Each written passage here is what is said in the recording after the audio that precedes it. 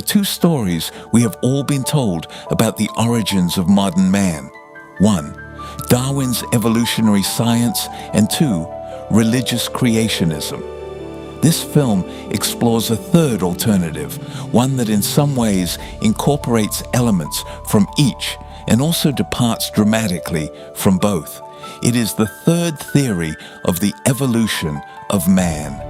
While there is no attempt to dispute the religious creationism in this film, due to that being based on faith rather than scientific principles, there are some curious intersections with religion along the way that are simply unavoidable. We do not seek to impose any belief or philosophy on the viewer. We are merely attempting to scientifically explore one of the most fundamental, unanswered questions every living person at one time or another asks themselves: who am I and where did I come from?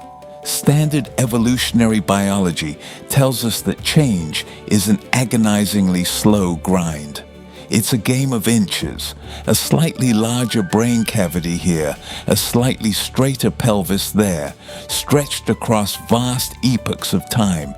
And for millions of years, the fossil record actually cooperates with that narrative. Australopithecus transitions into Homo habilis. Homo habilis slowly gives way to Homo erectus. The tools are stone, and the progress is a completely flat line. For nearly 2 million years, Homo erectus chips the exact same hand axe. No upgrades, no innovation, no creativity, just basic survival. To put that in perspective, human beings went from the Wright brothers' first flight to landing on the moon in less than 66 years. But our ancestors used the exact same unchanged piece of rock for 2 million winters. Change in nature is stagnant, slow, and repetitive. And then, suddenly, the clock breaks. Around 300,000 years ago, Homo sapiens doesn't just slowly evolve. We burst onto the scene, and we brought a hardware upgrade that defies the very laws of natural selection. Our cranial capacity didn't just drift upward, it exploded. It nearly tripled in a shockingly brief evolutionary window. Charles Darwin himself noted that nature does not make leaps. Evolution shuffles the existing deck.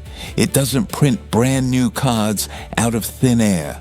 So where are the transitional steps? Where are the intermediate models that should have dominated the landscape for 500,000 years? Anthropologists tell us we just haven't dug in the right dirt yet, but we've been digging for a century and a half. The gaps aren't closing, they're getting wider. But the missing bones aren't even the biggest problem. The biggest problem is the biology of the brain itself. In the wild, luxury traits get you killed. Every organ has to pay its rent in immediate survival value. The human brain makes up a mere 2% of our total body weight, yet it ruthlessly consumes over 20% of our metabolic energy. Think about that from a survival standpoint 200,000 years ago. You are a primate on the savannah. You need a massive amount of extra calories just to keep the lights on in your skull, which means you have to forage longer, hunt harder, and expose yourself to predators far more than any other animal. And what did that massive brain give us initially? For the first 100,000 years of Homo sapiens' existence, we used that giant brain to make the exact same stone tools our smaller-brained ancestors made. We had the hardware, but we weren't running the software. And then the second anomaly hits.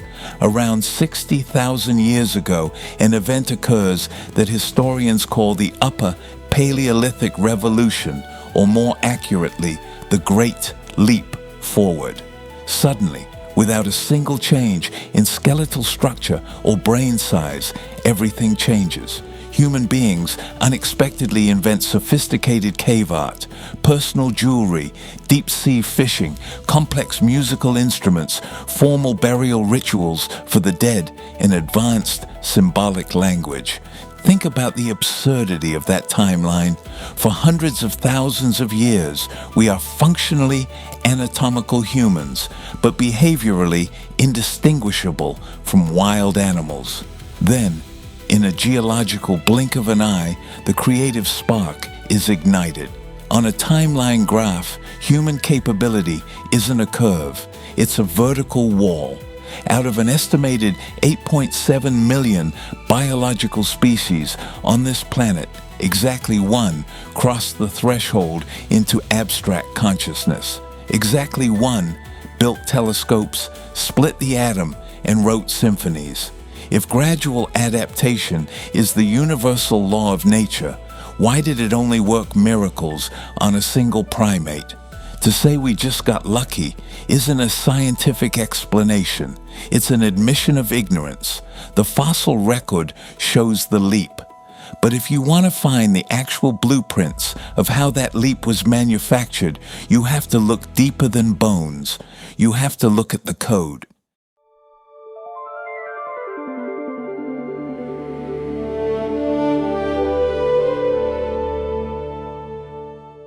If the macro-level fossil record shows a suspicious jump that shatters the concept of gradual adaptation, it is the microscopic world of our own genome that reveals the true molecular signature of that leap.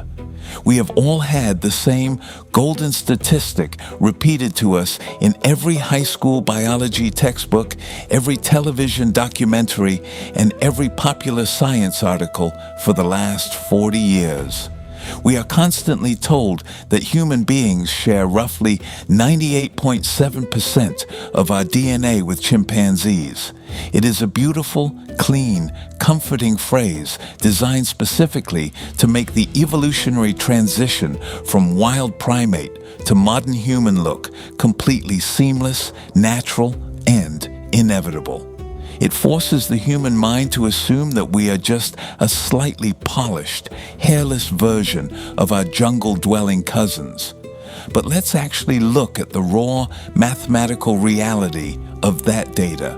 The human genome does not consist of a few hundred lines of code. It contains roughly 3 billion individual base pairs, the genetic letters of life. When you calculate 1.3% of 3 billion, you discover a staggering reality. That seemingly tiny, negligible percentage actually represents nearly 40 million individual letters of genetic code that are radically, fundamentally, and irreversibly different between humans and chimpanzees. Furthermore, modern genetic sequencing has revealed that this 1.3% difference is not scattered randomly as useless, inert junk text across the genome. It is highly concentrated, holding the precise, exclusive structural instructions for every single characteristic that makes us uniquely human. It contains the blueprints for recursive language, the structural design for the fine motor control required to write a symphony or perform open-heart surgery, and the hyper-advanced neural plasticity required for abstract, philosophical thought. To believe that 40 million highly coordinated, perfectly functioning genetic letters randomly mutated, organized themselves, and locked into place by pure chance over a tiny evolutionary window requires a massive leap of mathematical faith that defies the very laws of probability. The real smoking gun of our origin story is not the sheer volume of these genetic changes. It is the highly deliberate, engineered nature of them. And to see that engineering clearly, we have to look at the anomalous mystery of human chromosome 2.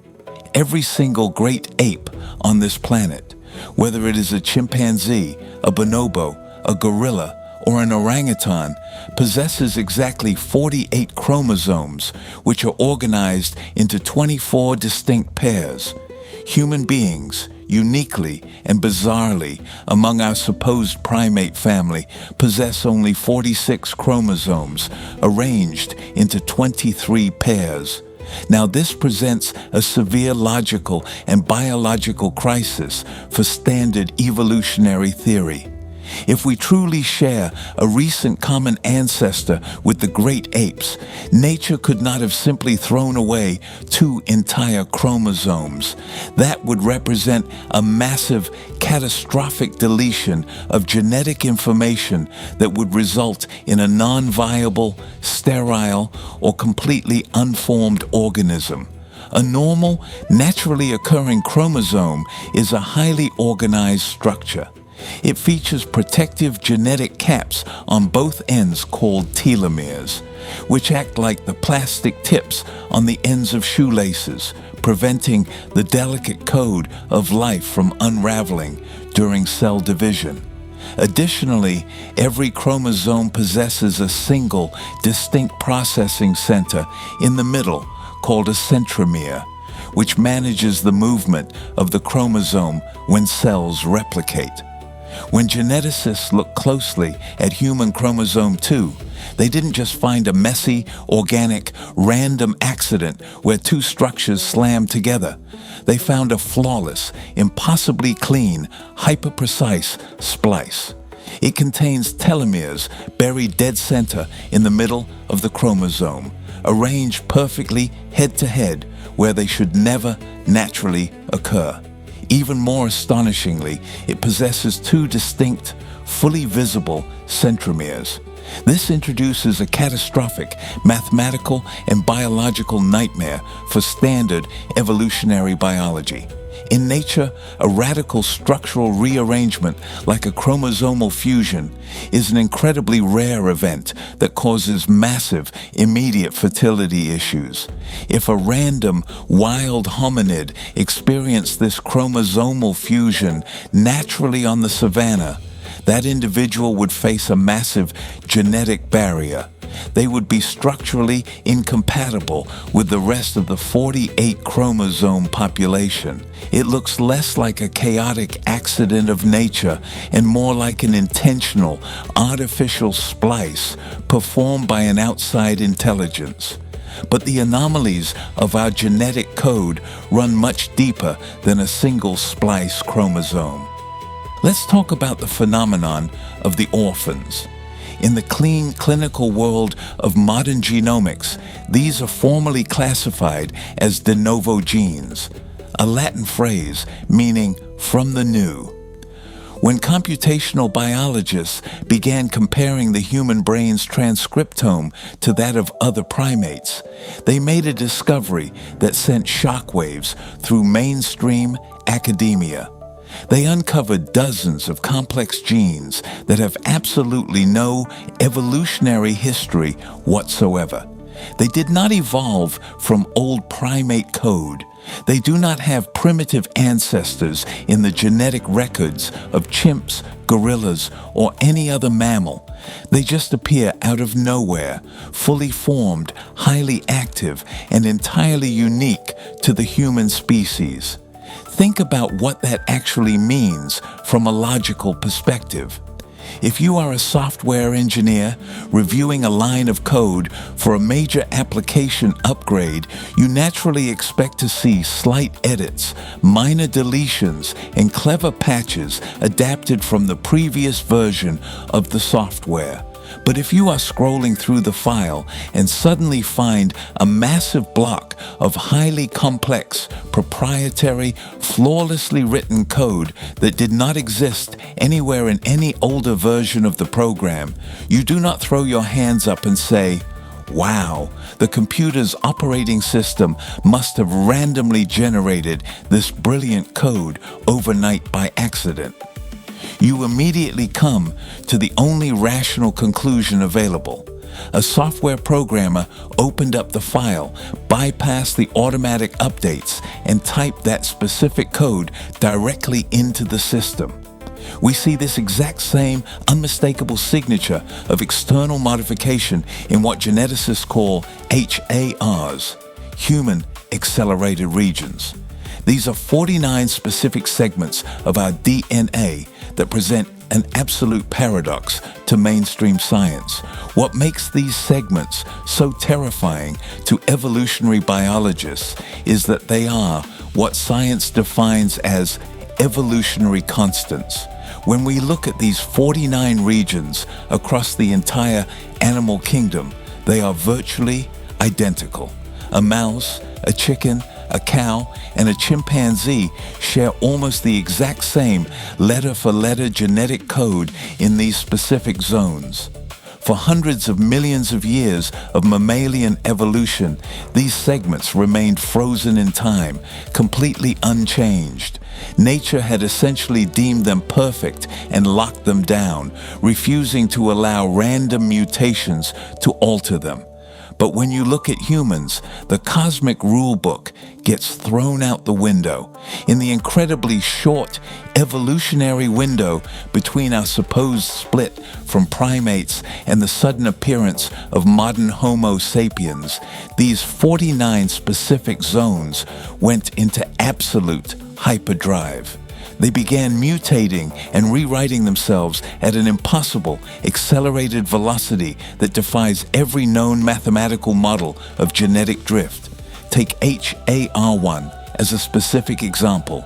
This exact segment of DNA governs how the human cerebral cortex folds itself during embryonic development, transforming a flat layer of cells into a high-powered, multi-layered organic supercomputer.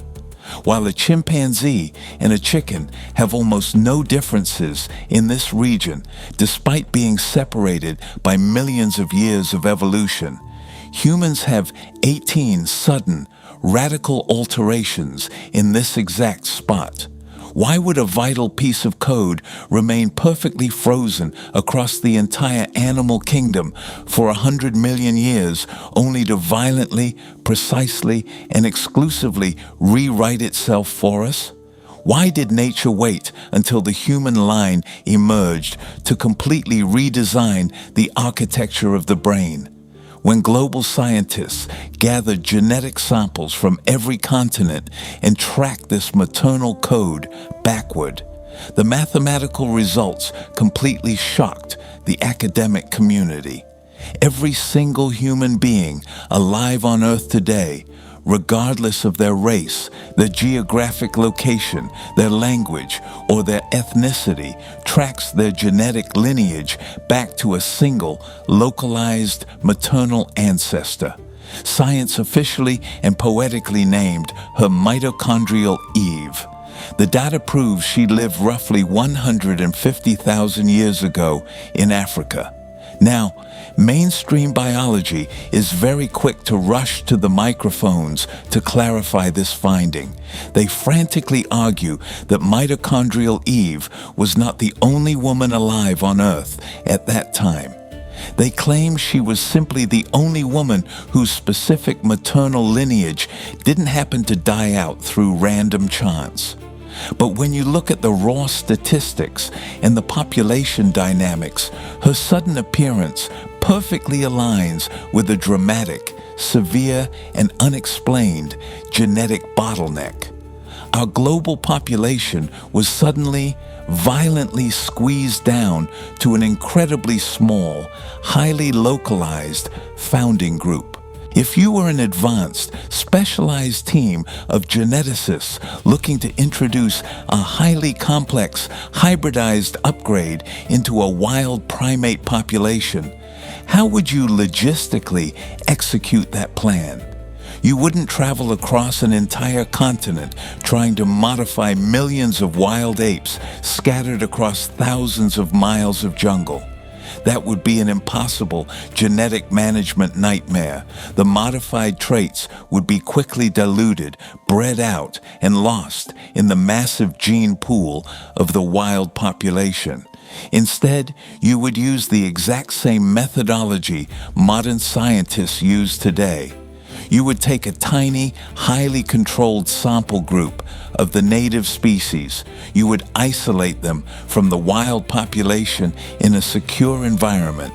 You would engineer their code, cleanly splice their chromosomes, introduce the de novo orphan genes, accelerate the specific brain folding regions, and build a highly specific, unified founding population that carries a single, upgraded maternal line. And then, once the product is perfected, you would release them back into the wild environment to naturally outcompete, outthink, and completely replace the old, slower models.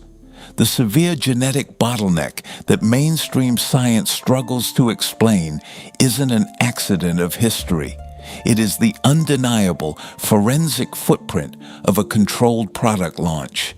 If this sounds like a narrative ripped straight out of a science fiction novel, it is only because we have been systematically trained for generations to view our past through a highly sterilized, hyper-materialist academic lens. But our ancient ancestors did not have that lens. They didn't write peer-reviewed journal papers to hide their anomalies. They wrote their histories on clay.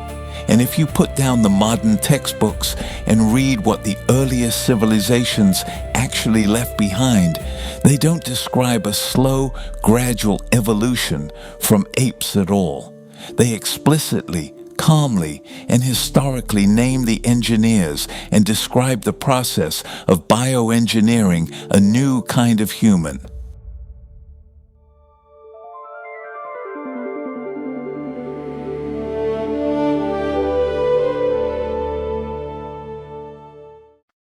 To discover exactly what occurred during that profound genetic bottleneck, we have to pack up our microscopes, step out of the sterile environment of the genomics lab, and travel backward through the mists of time to the literal birthplace of human civilization. We need to look with fresh eyes at the oldest written records ever left behind by our species. Mainstream history textbooks teach us a very comforting, linear, and predictable story. They claim that human civilization developed like a slow, steadily burning fuse. First, we mastered fire. Then, we spent thousands of years transitioning from wandering hunter-gatherers into sedentary, primitive farmers.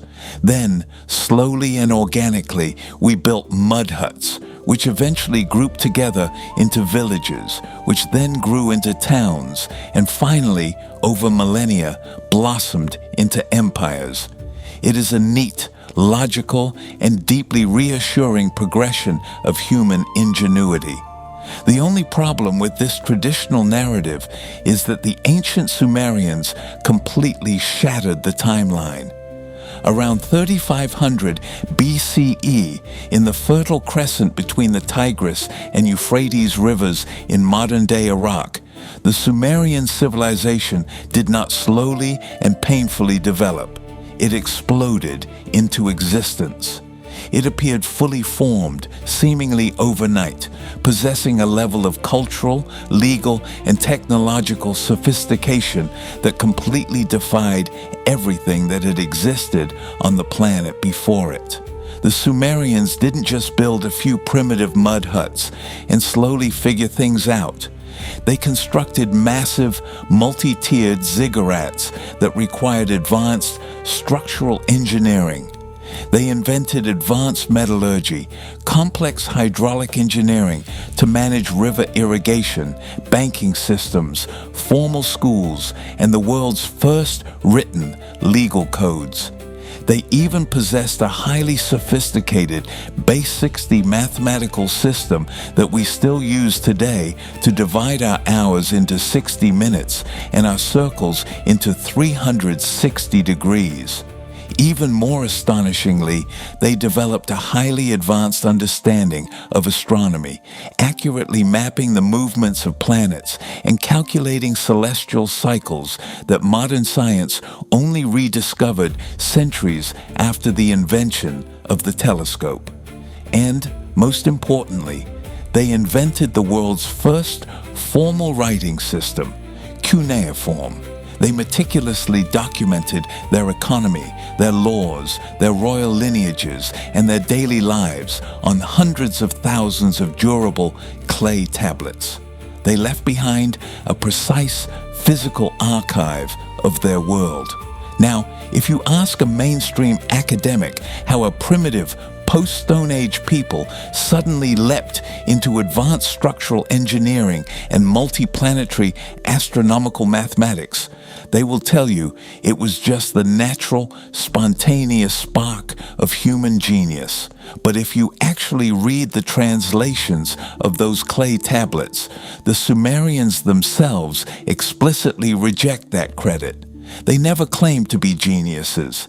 They stated with absolute clarity that their civilization was entirely a structured, localized download from an advanced group of beings they called the Anunnaki.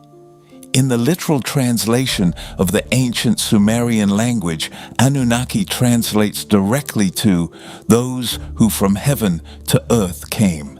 For thousands of years, these stories were locked away in buried desert libraries, completely forgotten by time or dismissed as primitive myths. But in the mid-19th century, archaeologists began unearthing tens of thousands of these tablets from the ruins of Nineveh. When scholars finally learned how to translate the complex wedge-shaped cuneiform language, a massive shockwave rippled through the academic and theological world. In the year 1872, a brilliant translator named George Smith sat in the dusty archives of the British Museum reading a newly translated tablet from Nineveh. Historical accounts record that his hands began to shake so violently he could barely hold the clay fragment. He realized with absolute shock that he was reading the literal story of Noah's Ark, the creation of man, and a devastating global flood, written thousands of years before the Hebrew Bible was ever drafted. The biblical Genesis accounts were not original compositions. They were heavily edited, abridged summaries of much older, highly detailed Sumerian historical texts. When you read the original, unabridged versions of our creation, specifically preserved in ancient texts like the Enuma Elish and the Atrahasis epic, the story completely loses its mystical, religious veneer. It transforms into something that reads shockingly like a cold corporate project log or a laboratory operational report. The Atrahasis epic begins long before humans ever walked the earth. It describes an era when the Anunnaki had established a resource extraction colony here on our planet. The text states that the higher-ranking leadership, the Anu, forced the lower-ranking class of deities called the Igigi to perform the grueling, back-breaking physical labor of the colony. They dug the massive riverbeds, cleared the agricultural canals, and mined the deep riches of the earth. According to the text, after 40 periods of this grueling labor, the Igigi had finally reached a breaking point. They staged a violent, coordinated mutiny. They burned their mining tools, surrounded the palace of the chief administrator, and went on a total strike, demanding an immediate operational alternative to relieve them of their burden. To resolve this massive administrative crisis and prevent an all-out civil war among their own ranks, the leader of the assembly turned to Enki, the chief scientist, and Ninhursag, the chief medical specialist. The administrative directive handed down to them was explicit and highly practical. They needed to create a Lulu Amelu, a primitive worker, to shoulder the heavy physical workload of the colony. The design brief was purely functional. The new creature needed to have hands capable of handling advanced mining tools. It needed to be intelligent enough to understand and follow complex operational instructions. And it needed the biological capacity to reproduce itself autonomously, to maintain the workforce without further laboratory intervention.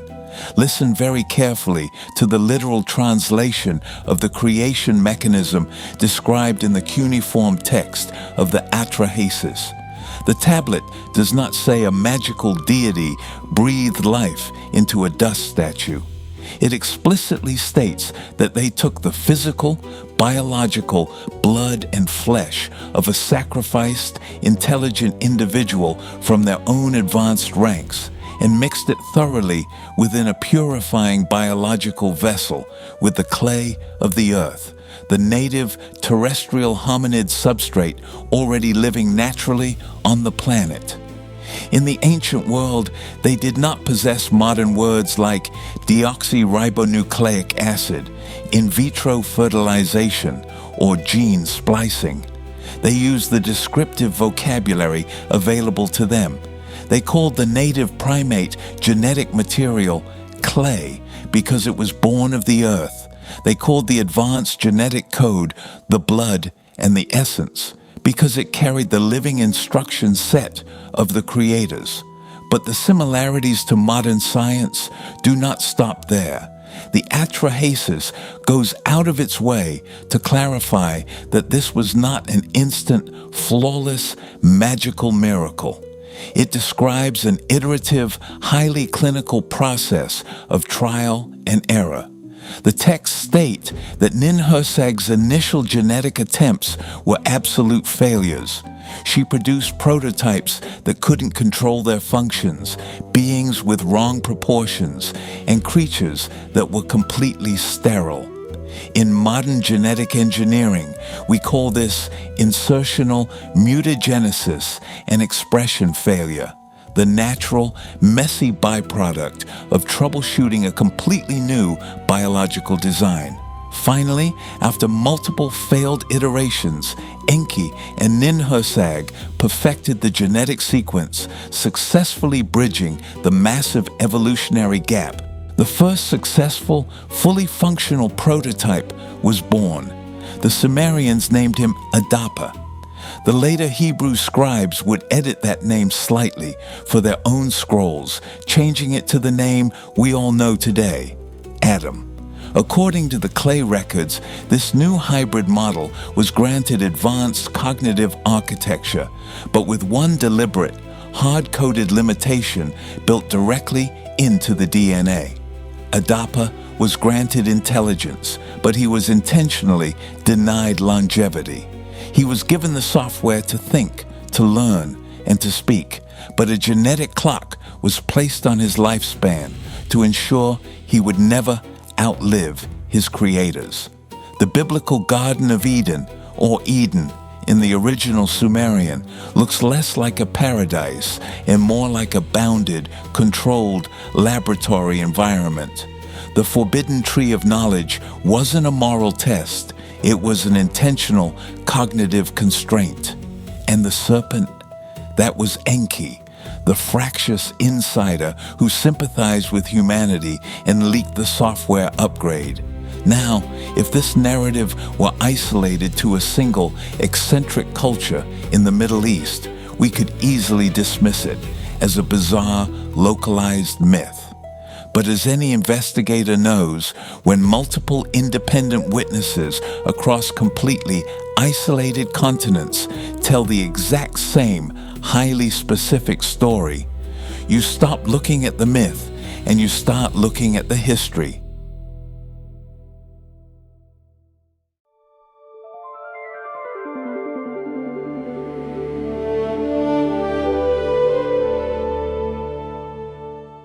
If this narrative belonged exclusively to the Sumerians, mainstream academics could comfortably sweep it under the rug. They would call it an isolated literary quirk, a single eccentric culture hallucinating its origins in the desert sands. But as a detective investigating human history, you don't look at just one witness, you look at the entire neighborhood. And when you pan out globally, you find that every ancient civilization on Earth, completely isolated by vast oceans and thousands of years, is telling the exact same story. Independent cultural invention cannot explain this level of structural consistency. If you find the exact same forensic blueprint stamped on every ancient wall across the globe, you have to accept a different reality. We aren't looking at a collection of creative fairy tales. We are looking at an ancient global history of our engineering. Let's start in ancient Egypt, right across the Sinai Peninsula. The Egyptians didn't believe their civilization was built by gradual human trial and error. They explicitly pointed to a literal historical era they called Zep Tepi, which translates directly to the first time. According to Egyptian temple texts, Zep Tepi was a physical golden age when the gods walked the earth alongside humans. They described the god Ptah, the master craftsman and architect of the universe, literally shaping humanity out of the mud of the earth, using a divine potter's wheel to mold our physical forms before breathing life into our lungs. Travel further eastward to ancient India, and the narrative becomes even more detailed. The sacred Sanskrit texts, the Vedas, and the Mahabharata describe an era where humanity was caught in the crossfire of two highly advanced warring factions, the Devas and the Asuras. These texts don't read like mystical poetry. They read like military reconnaissance logs. They describe these factions flying through the upper atmosphere in massive metallic crafts called vimanas. They describe weapons like the Brahmastra, an aerial projectile that, according to the text, carried the brilliance of 1,000 suns, instantly vaporizing armies, causing the hair and nails of survivors to fall out and turning the surrounding soil sterile for generations. That isn't a primitive description of a magical spell. That is a Bronze Age eyewitness account of a thermonuclear detonation and radiation sickness. But let's cross the ultimate geographical barrier. Let's cross the Atlantic Ocean to Central America, thousands of miles away from Mesopotamia, to a culture that had absolutely zero contact with the Middle East, the ancient Maya. If you open the Popol Vuh, the sacred creation text of the Quiché Maya, you find an account of human origins that is mathematically identical to the Sumerian texts. The Maya didn't believe God created man flawlessly on the first try. They explicitly state that our creation was a messy, iterative process of failed biological prototypes. The Popol Vuh states that the creators first tried to mold man out of mud. But these mudmen were structurally weak. They dissolved in water and couldn't multiply. Next, they tried to carve men out of wood. These woodmen could walk and talk, but they had no souls, no memories of their creators, and they wandered aimlessly on all fours. So, the creators destroyed them in a great global flood. Finally, the Mayan text says the creators successfully engineered the third version, the Maze Men. These hybrids were physically perfect, highly intelligent, and possessed a level of consciousness that terrified the gods. The Popol Vuh records a chilling line. It says the first humans could see everything in the universe. Their vision stretched from the earth to the sky, and they understood all things. Listen to what the Mayan text says the creators did next. It states that the gods became deeply worried that human beings would become as powerful as them. So the chief creator reached down and literally blew a mist over the eyes of humanity, clouding their vision like breath on a mirror, ensuring they could only see what was close to them. That is the exact same genetic cognitive ceiling described in the Sumerian tablets. It's the exact same narrative as the Garden of Eden, where humanity is punished and structurally limited the moment they access the tree of knowledge. Why do two entirely isolated civilizations, separated by a vast ocean and thousands of years, independently invent the bizarre concept that humanity is a third-generation biological prototype whose intelligence was intentionally throttled by its creators? The Dogon people of Mali possessed an advanced, highly specific understanding of astrophysics long before the invention of the telescope. For centuries, their tribal elders preserved a sacred oral tradition detailing the precise orbital period, mass, and elliptical trajectory of Sirius B, a white dwarf star that is entirely invisible to the naked human eye. The Dogon didn't have astronomical observatories. When modern Western astronomers finally discovered Sirius B in 1862 using high-powered telescopes, they were stunned to find the Dogon had already mapped its 50-year elliptical orbit for centuries. When asked how they obtained this information, the Dogon gave a simple historical answer.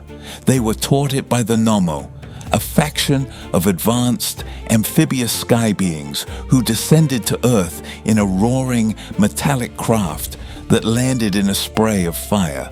From the Nomo of Mali to the Chitauri sky gods described by the Zulu elders in South Africa, to the Star People documented in the sacred winter counts of Native American tribes, to the Australian Aboriginal Dreamtime stories of the sky beings who descended to reshape the landscape, the global testimony is completely unanimous. Witness 1, beings arrived from elsewhere. Witness 2, they were divided into factions. Witness 3, they genetically modified a native primate to create humanity. Witness 4, they handed down advanced civilization, mathematics, and agriculture.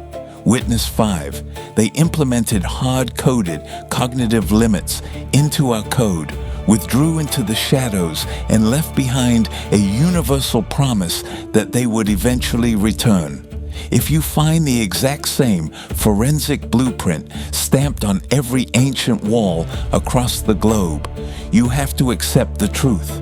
We are looking at an ancient global history of our engineering.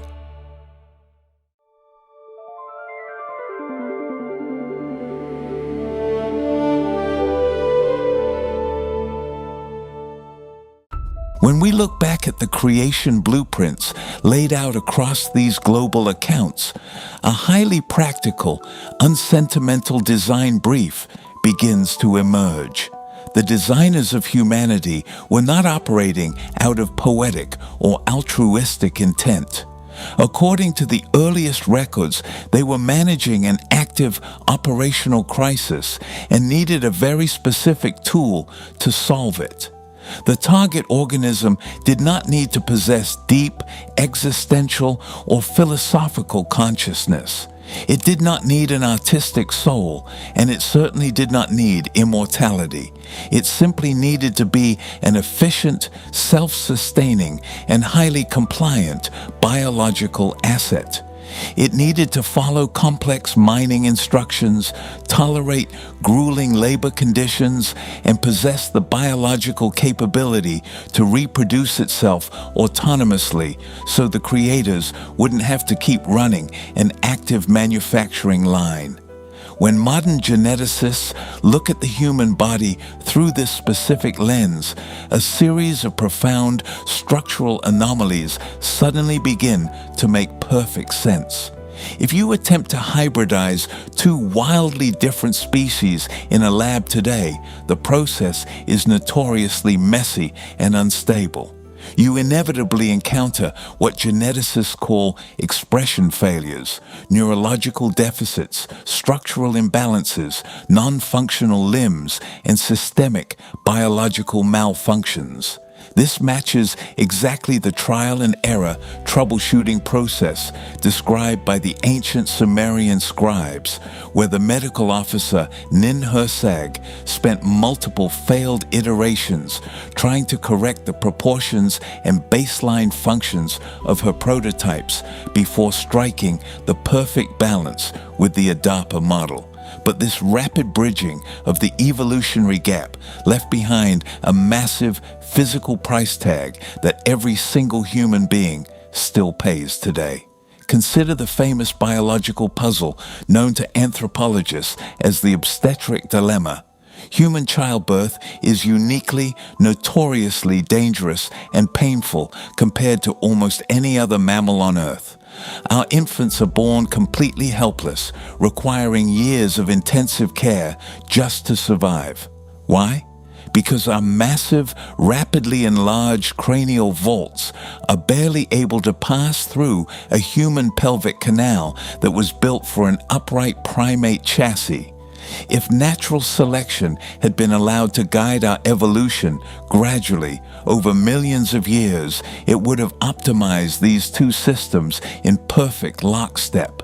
Instead, it looks like a high-powered organic supercomputer was violently, rapidly rigged onto a biological frame that wasn't structurally prepared for it. Our spines are plagued by chronic lower back pain because our skeletal structure was forced to walk upright long before natural adaptation could catch up.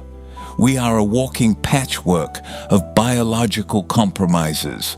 Furthermore, human beings display an array of physical traits that look completely alien compared to the wild primates of this planet. We possess what evolutionary biologists call domestication syndrome.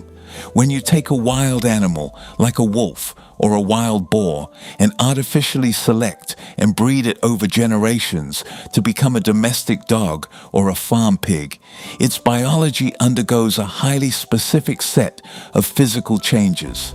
Their skulls shorten, their teeth shrink, their facial bones reduce in size, and they retain juvenile, baby-faced features well into adulthood, a phenomenon known as paidomorphosis. In every single case in nature, this domestication process causes the animal's brain size to shrink. Yet when we look at humans, we see a complete paradox that breaks the laws of biology.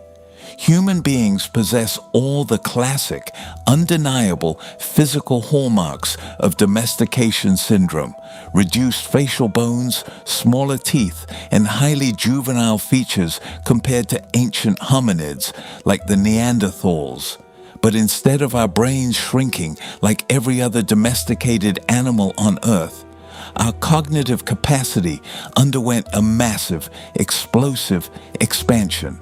We are the only organism in known biological history to display the physical traits of a domesticated species combined with a vertical spike in intelligence. This combination does not happen naturally in the wild. It requires active, external direction. We were domesticated by something else. Curiously, this brings us back to the biblical Garden of Eden, or the Eden spelled E-D-I-N, as it was originally written in the ancient cuneiform tablets thousands of years before the Bible. Here, this Eden appears more like a closed, highly secure, and bounded laboratory environment. It was a controlled nursery used to cultivate, observe, and manage a newly engineered hybrid species. The forbidden tree of knowledge of good and evil was a hard-coded cognitive constraint. The creators did not want their biological workforce to access advanced analytical self-awareness. They wanted them to perform their tasks without questioning their place in the hierarchy. But as the Sumerian records detail, the creators were not a unified, monolithic group. They were deeply divided into fractious political and scientific factions. While the administrative leadership viewed humanity as a mere resource to be controlled and managed, the chief scientist Enki, the literal designer of the human genome, possessed a deep, complex attachment to his creation. When the administrative faction tried to keep humanity in a state of permanent cognitive darkness, it was Enki who stepped in as the ultimate cosmic whistleblower. In the biblical texts, he is demonized as the serpent who tempts humanity with the fruit of knowledge. But in the much older Sumerian accounts, this act wasn't a malicious temptation. It was a deliberate, unauthorized software upgrade. Enki leaked the code for self-awareness to his creation, giving humans the ability to think critically, look at their creators objectively, and realize they were naked, not just physically, but metaphorically exposed within a system designed to exploit them. This scientific intervention created an immediate management crisis for the colony's leadership, setting off a chain of historical events that would ultimately lead to the dynamic we see in our physical bodies today. A species that is profoundly bound to the physical laws of this earth, yet carrying an engineered foreign cognitive architecture that keeps us forever looking up at the stars, searching for our origin.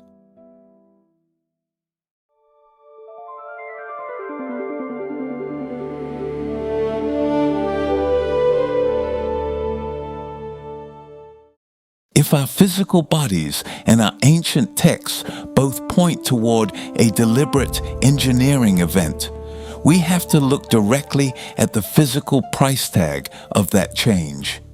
When you cross-reference the genetic data with the physical bones of our ancestors, you find that the forensic evidence of hybridization isn't just hidden away in the microscopic coils of our DNA. It is written across our entire skeletal structure. Modern anthropology openly acknowledges that our species underwent a massive, lightning-fast transformation that completely altered our physical and cognitive reality. But while the mainstream narrative attempts to frame this as an organic adaptation to a changing climate, the sheer velocity and structural clumsiness of the change points directly to a forced, unnatural hybridization event. Consider the physical reality of the human body compared to every other primate that has ever walked this planet. We are told we are part of the great ape family, yet we are plagued by structural flaws that do not exist in wild primates. Take our upright bipedal posture. To force a primate chassis to stand perfectly vertical, walk on two legs, and carry a massive, heavy skull requires a radical, violent overhaul of the entire skeletal frame. Because this change was executed with such blinding speed on an evolutionary timeline, our bodies never had the time to properly adapt. Our lower backs are structurally compromised, making human beings the only species on Earth universally susceptible to chronic spinal degradation, slipped discs, and debilitating lumbar pain. In nature, natural selection eliminates structural flaws that threaten an organism's survival. In humans, these flaws were hard-coded into our frame because the priority of our designers wasn't long-term physical comfort. It was immediate utility. This biological rush job is most visible when we compare modern humans to our closest extinct relative, the Neanderthal. For hundreds of thousands of years, Neanderthals lived in Europe and Asia. They were physically magnificent specimens, built with thick, dense bones, powerful muscle attachments, and massive rib cages, perfectly optimized to survive the brutal conditions of the Ice Age. Their skulls were elongated, holding a large brain that sat securely on a massive neck. They were the pinnacle of natural, slow, climate-driven adaptation. But when modern Homo sapiens emerged, we looked entirely different. We possessed thin, fragile bones, narrowed rib cages, and a highly gracile, delicate structure. Most importantly, our skulls underwent a radical, bizarre, geometric redesign. Instead of the long, low skull shape common to every other hominid in history, our skulls became perfectly globular, rounded like a sphere. This spherical skull shape allowed our brains to pack tightly into a highly condensed space, specifically expanding the frontal lobe, which governs abstract thought, long-term planning, and symbolic communication. But this sudden vertical expansion of the skull came at a horrific biological cost. It created a severe structural mismatch between the size of a newborn infant's head and the size of the female birth canal. In the wild, a mutation that makes childbirth naturally lethal would be instantly wiped out by natural selection. Yet, in human beings, this lethal design flaw became a universal trait. It requires no evolutionary logic, but it makes perfect engineering sense if an outside force was rapidly modifying an existing primate chassis to house a high-powered cognitive upgrade, completely ignoring the long-term biological friction it would cause. Furthermore, we must look at the profound mystery of our blood. Within the human population, there exists a strange, unexplained phenomenon known as the Rh negative factor. The vast majority of human beings are Rh positive, meaning their red blood cells carry a specific protein inherited from our common primate ancestors. This protein is called the rhesus factor, named directly after the rhesus macaque monkey where it was first discovered. If you are Rh positive, your blood shares a direct, unbroken molecular link to the wild primates of this earth. But roughly 15% of the human population completely lacks this protein. They are Rh negative. In the world of immunology, when an Rh negative mother becomes pregnant with an Rh positive baby, a terrifying biological event occurs known as hemolytic disease. The mother's immune system does not recognize the primate protein in her own child's blood. Her body views the fetus not as her own offspring, but as a foreign, invading parasite. Her immune system actively manufactures antibodies to attack, dismantle, and destroy the blood cells of her own unborn baby. There is not a single other species in the entire known animal kingdom where a mother's natural immune system will instinctively reject and attempt to kill her own healthy fetus based on blood type.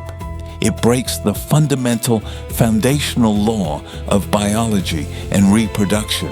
It looks exactly like what happens when you attempt to crossbreed two separate, incompatible species in a laboratory environment. It is the molecular friction of a hybrid species whose native terrestrial code is still actively fighting against the foreign, introduced elements of its own design. We are a living contradiction. We possess the physical traits of a domesticated, compliant worker. Yet we carry a brain that is capable of calculating the mass of distant stars. We are built on a primate frame that aches under the weight of our own posture, carrying bloodlines that actively fight each other for survival in the womb. Mainstream science looks at these gaping contradictions and tells us to have patience, claiming that nature is just a messy cook. But if you look at the evidence objectively, without the rigid dogma of the academic institutions, the conclusion becomes undeniable. We are not a clean product of the wild savanna. We are an engineered, hybridized species, part profoundly of this earth and part foreign in our cognitive and molecular architecture. We are a walking genetic experiment, carrying the physical and molecular scars of the moment our evolutionary line was violently ripped out of the hands of nature.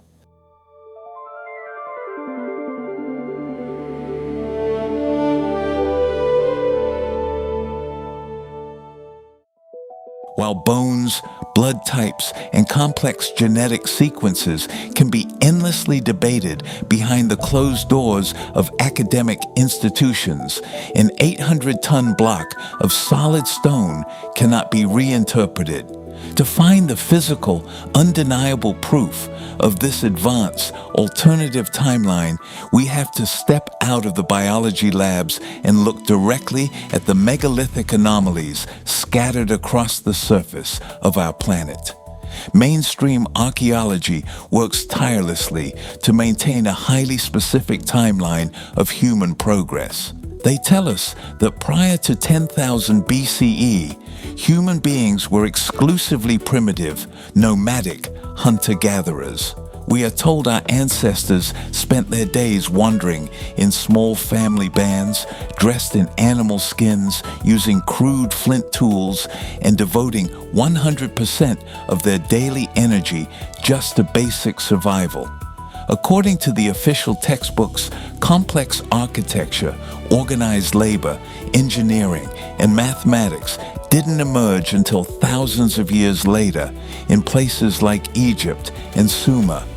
But if you look at the actual physical evidence left behind in the earth, that conventional timeline completely collapses.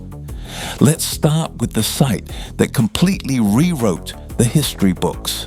Göbekli Tepe, located in southeastern Turkey. Discovered in the late 20th century, this massive multi-acre complex consists of dozens of massive T-shaped limestone pillars arranged in perfect circles. These pillars are not rough boulders rolled into a field.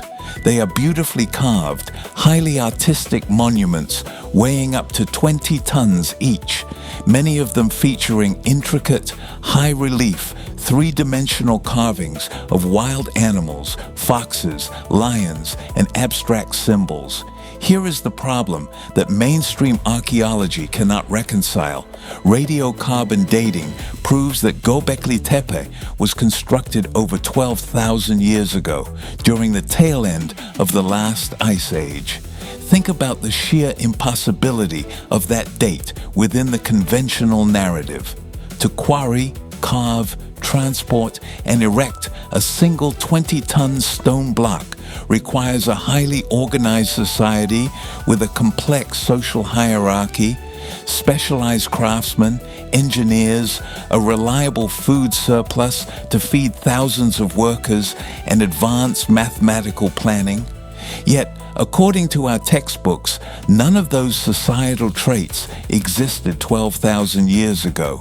There are absolutely no simpler, primitive, developmental versions of this technology found anywhere in the surrounding region. The complex appears out of nowhere, fully formed, with a confident, masterful craftsmanship that should have taken thousands of years of trial and error to perfect. Even stranger is how the site ended. Around 10,000 years ago, the entire complex was intentionally, systematically, and completely buried by human hands. It wasn't abandoned to be reclaimed by nature. It was artificially archived under thousands of tons of clean soil, frozen in time until modern shovels uncovered it. It looks less like the slow dawn of human progress and more like an intentional technological injection that was carefully buried when its purpose was fulfilled. If Göbekli Tepe shatters our understanding of the timeline, the Giza Plateau in Egypt shatters our understanding of primitive engineering. The Great Pyramid of Giza is composed of an estimated 2.3 million individual stone blocks with an average weight of 2.5 tons each, while the massive foundation stones weigh up to 70 tons. Mainstream Egyptology confidently asserts that this entire structure was built in a mere 20 years by a population using nothing more than primitive copper chisels, wooden sledges, hemp ropes, and mud ramps. But if you do the basic math, that explanation becomes an insult to human intelligence. To place 2.3 million blocks in a 20-year window requires the builders to perfectly quarry, cut, transport, and flawlessly position one massive block every 5 minutes, 24 hours a day, non-stop, for 2 decades straight. The precision of this structure defies the capabilities of any primitive society. The Great Pyramid is perfectly aligned to true north within 0.05 of a degree, a level of structural accuracy that modern surveyors struggle to achieve today with satellite laser equipment. Even more damning is the interior engineering. Deep inside the pyramid sits the king's chamber, a massive room roofed with 50-ton granite beams that were quarried in Aswan, over 500 miles away. These granite blocks are fitted together so tightly that you cannot slide a human hair or a thin credit card between them. Copper is a soft metal. A copper chisel cannot cut granite.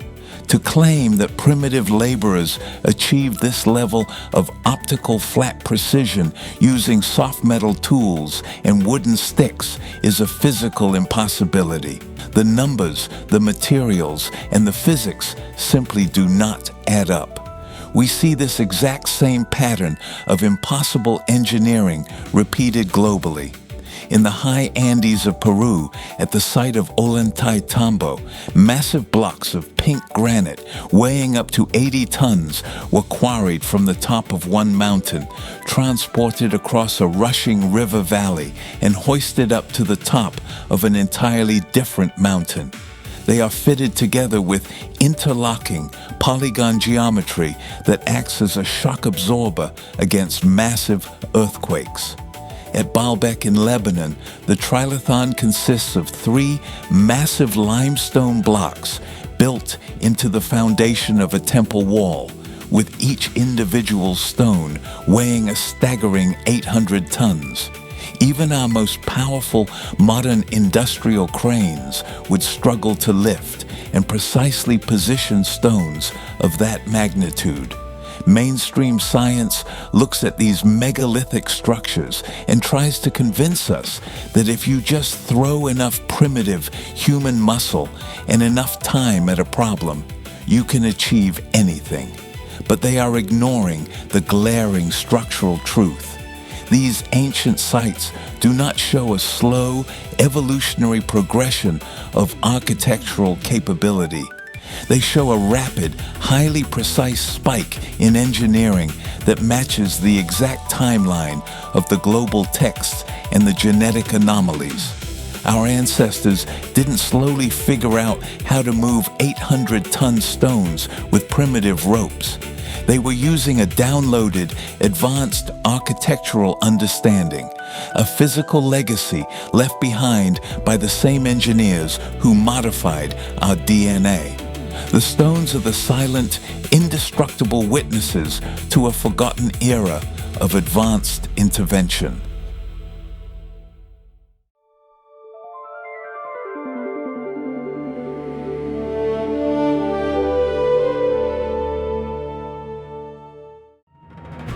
If the physical, genetic, and written evidence pointing toward an alternative origin story for humanity is so overwhelming, we have to ask ourselves a fundamental question. Why isn't this being openly taught in our universities? Why aren't mainstream evolutionary biologists, anthropologists, and historians gathering in lecture halls to debate these profound anomalies? The answer does not lie in a lack of data, but in the deep, rigid dogmatism of human institutions. Science, in its truest and most idealistic form, is an open-ended process of continuous inquiry, where theories are supposed to adapt to new evidence.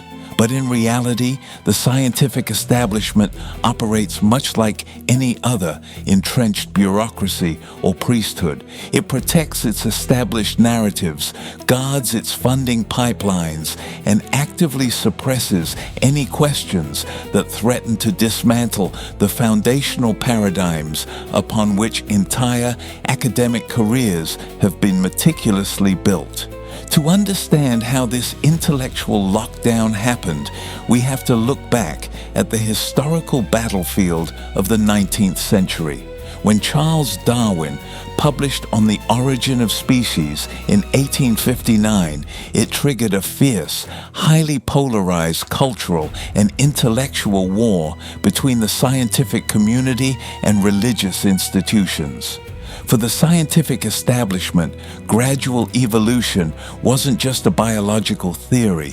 It became the ultimate ideological weapon to liberate science from the constraints of religious dogma. Because that war was so bitter, it left behind a toxic intellectual landscape that persists to this day. The mainstream academic community became hyper-reactive. As a result, a strict binary paradigm was established. You are either a strict, unquestioning defender of gradual Darwinian evolution, or you are a religious fundamentalist trying to sneak biblical creationism into the biology classroom. There is absolutely no middle ground allowed. The moment a modern geneticist, paleontologist, or archaeologist stands up to point out that the mathematical probability of a specific chromosomal fusion is flawed, or that the engineering of the Great Pyramid defies primitive tools, they are not met with open scientific debate. They are instantly labeled as a fringe theorist or a closet creationist. In the modern university system, that label is a career death sentence. It means the immediate loss of research grants, the denial of tenure, the rejection of papers by peer-reviewed journals, and total social and professional ostracization. The pressure to conform to the consensus is immense. Young scientists quickly learn that if they want to survive, keep their funding, and advance their careers, they must look away from the anomalies. They must accept the gaps in the fossil record and the mysteries of our DNA not as structural failures of Darwinian theory, but simply as incomplete data that will surely be explained away by natural causes sometime in the future. This institutional filtering mechanism ensures that the most revolutionary questions about our origins are never asked, protecting the comfortable illusion of a slow, unbroken climb from the mud.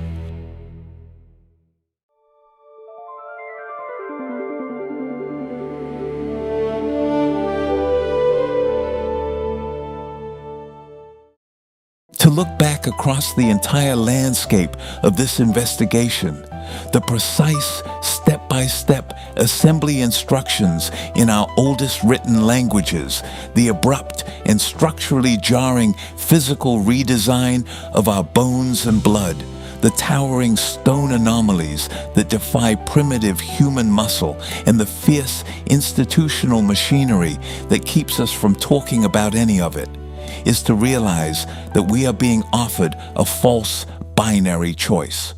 For generations, the human race has been told that we must choose between two completely rigid, uncompromising stories about how we got here.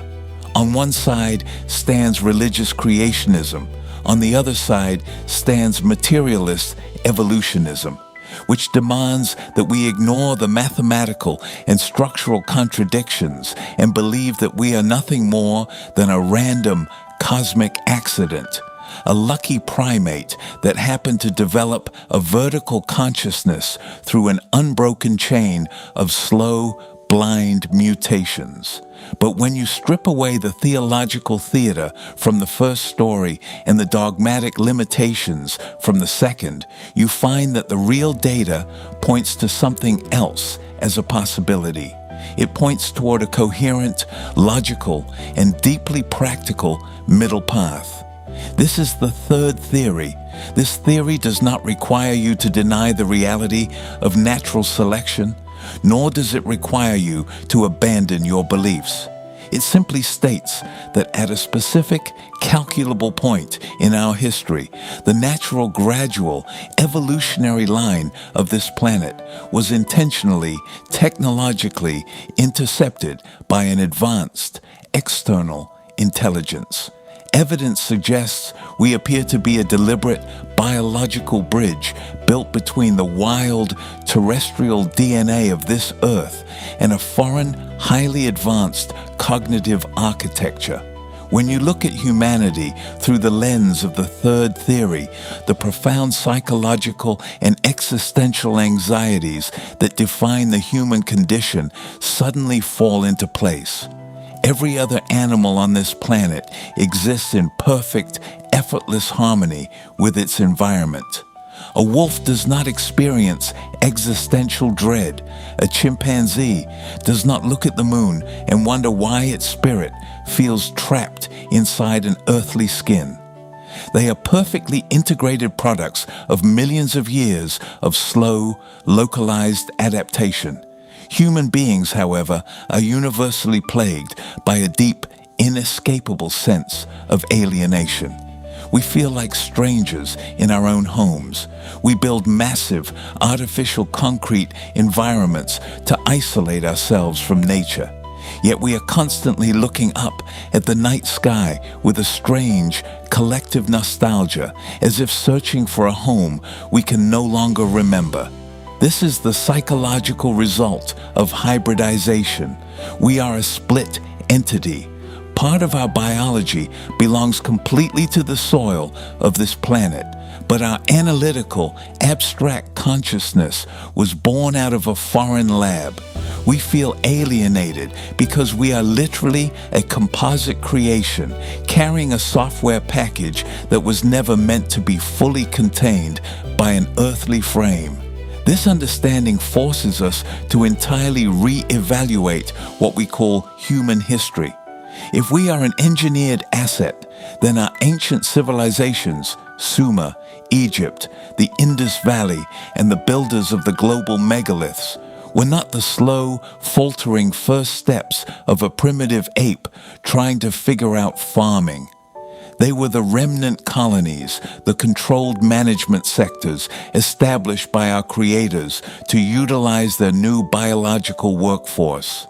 The sudden, synchronized appearance of writing, advanced mathematics, precise astronomy, and master-level architecture across the globe wasn't a series of independent human miracles. It was a technological upgrade. We were redesigned to manage the estate. And when those external managers eventually withdrew back into the shadows of history, they left behind a species that possessed all the advanced tools of self-awareness, but none of the cosmic context required to understand why they were here.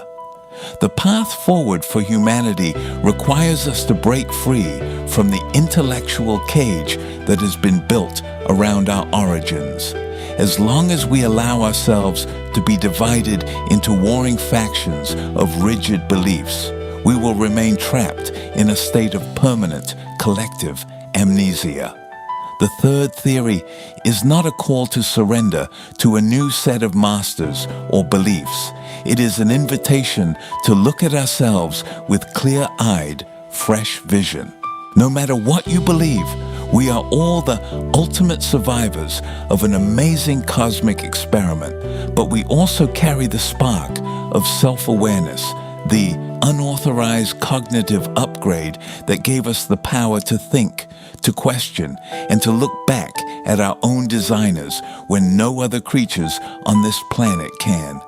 By looking closer at the possibility of our interventionist origins, we perhaps can claim our true inheritance, a species born of this earth, modified with a little help from the stars, and now entirely responsible for writing our own destiny, unlike anything else alive. Either way, we are a miracle.